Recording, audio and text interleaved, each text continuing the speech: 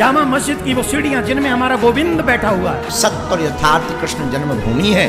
अब जल्दी से जल्दी न्याय हो जाना चाहिए। आंख बंद करने से धर्म की रक्षा नहीं होती। धर्म की रक्षा वही लोग कर सकते हैं जो कुरुक्षेत्र जो कुछ कर सकते हैं। जामा मस्जिद की सीढ़ियों के नीचे श्री कृष्ण दबे हैं। सनातन धर्म के साधु संतों ने मोर्चा संभाल लिया। अब सनातन धर्म बोर्ड की मांग तेज हो गई। अब हिंदुओं के लिए ऐलान किया जा रहा है।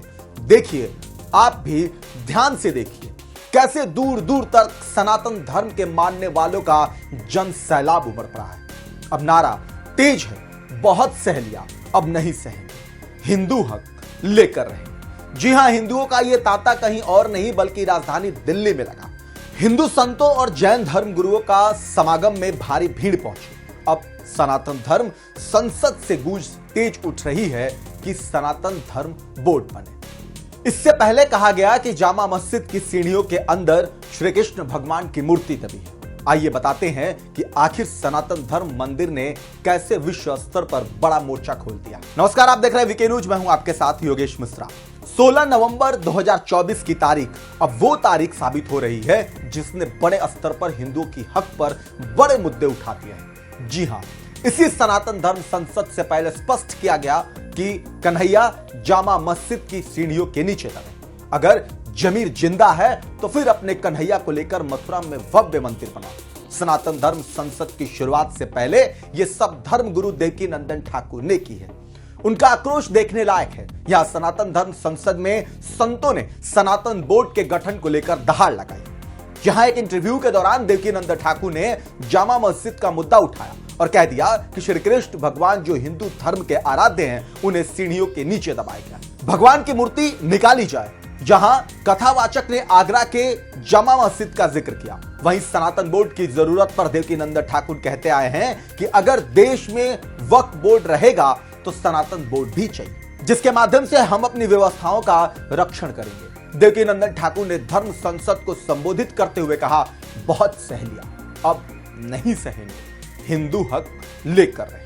अब हम बटेंगे नहीं तो कटेंगे भी नहीं। सब पूछ रहे हैं मुझसे, सनातन बोर्ड की जरूरत क्यों?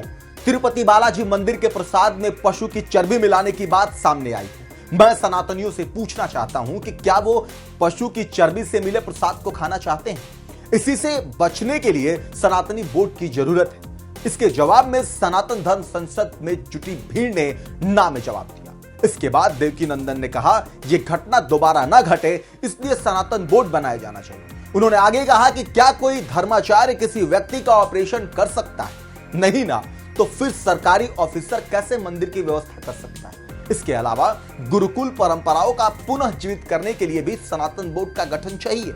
यहां यह मामला और तेज इसलिए भी हो रहा है क्योंकि हमारे ही देश में वक्फ बोर्ड है, जिसको लेकर समय समय पर सवाल उठते हैं। जहां वक्फ बोर्ड के अधिकारों को लेकर घेरा जाता है। रेलवे और रक्षा विभाग के बाद वक्फ बोर्ड कथित तौर पर भारत में तीसरा सबसे बड़ा भूमि धारक है। जहां सनातन धर्म संसद में यही मांग उठी कि आखिर हिंदुओं को अपने मंदिरों पर अधिकार क्यों नहीं होता।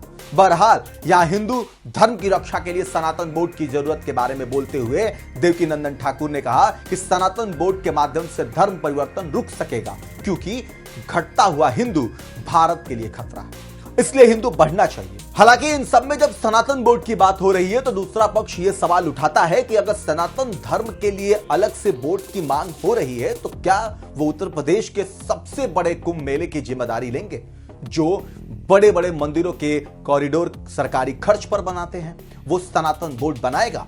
बहरहाल ये सवाल का जवाब देवकीनंदन ठाकुर देंगे। फिलहाल हमने आपको हर पहलू बता दिया, लेकिन आपकी क्या राय है कमेंट बॉक्स में जरूर बताएं। जामा मस्जिद की वो सीढ़ियां जिनमें हमारा गोविंद बैठा हुआ है, ये कोई पूजा करने के लिए नहीं बैठा था। सत्य और यथार्थ कृष्ण जन्मभूमि है। अब जल्दी से जल्दी न्याय हो जाना चाहिए। वीके न्यूज, राष्ट्र के नाम।